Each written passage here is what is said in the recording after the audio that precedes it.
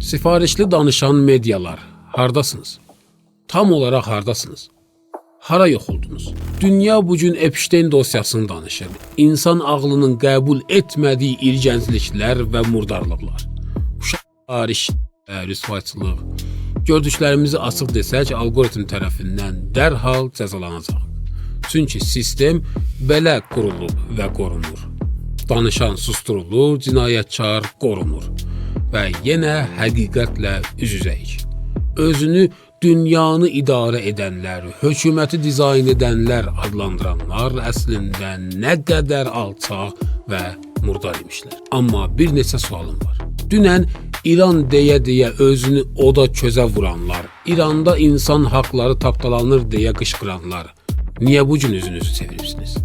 Niyə indi susursunuz?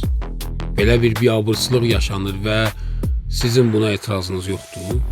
Deməli, məsələ insan haqları deyilmiş. Deməli, dərd uşaq dərdi də deyilmiş. Dünən utanmadan video çəkib İranı hədəfə alanlar bugün parçalanmış. Niyə danışmırsınız? Heç bir dəyəri yoxdurmu onların? Son söz olaraq deyirəm ki, tarix bunu qeydə alsın.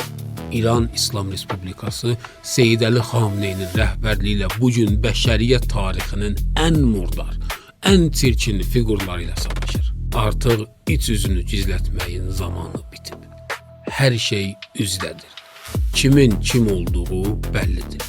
Kim hansı tərəfdə dayanırsa dayansın.